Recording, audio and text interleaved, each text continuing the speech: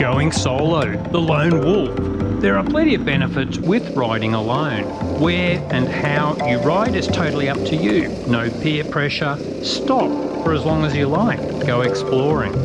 But of course there's the dangerous side too. A mate of mine went for a quick adventure ride midweek, crashed badly only 30 minutes from his house. He broke his pelvis and couldn't move.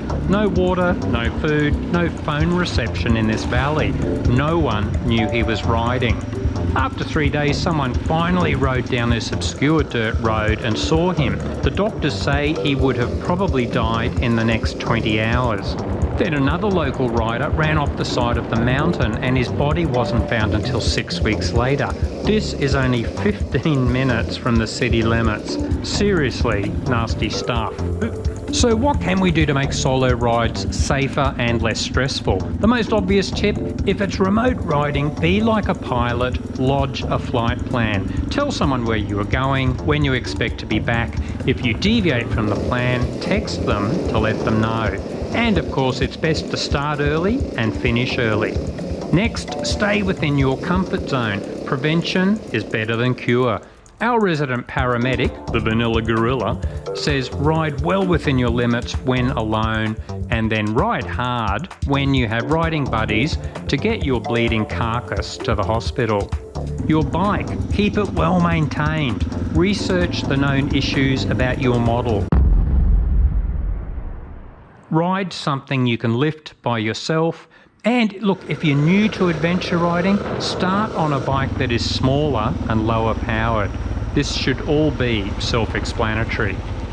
A good toolkit. How much you carry depends on how remote you will be riding. If you Google adventure riding toolkits, you will get some really good detailed info from solo riders who really know their stuff. A first aid kit. Basic first aid kits are usually fine for day rides. The longer and more remote it gets, you may want an advanced kit. But you will also probably need a first aid course to know how to use the advanced shit. Here are some basic suggestions, and check out suggestions on the advrider forum. Riders who are paramedics have some really good detailed info for the serious solo rider. Protective gear. Riding solo means you really want the best gear possible. Personally, I wear motocross boots when riding alone just to minimise the chance of foot and leg fractures. Ask me how I know what those feel like. Middle-aged guys, consider some type of armour for your chest. Research shows thoracic injuries are quite high for us guys once over 40 years of age. Consider putting next of kin details and any allergies printed on your helmet. Wear earplugs, you will be less fatigued and more alert. Think about bright riding colours for your riding gear that are easily seen by search and rescue teams. There is heaps of useful info out there. Again, just Google it. Food, water and accommodation. When riding solo, you want to hope for the best, but prepare for the worst. If you crashed off the track and can't move and there's no phone reception, how long can you survive?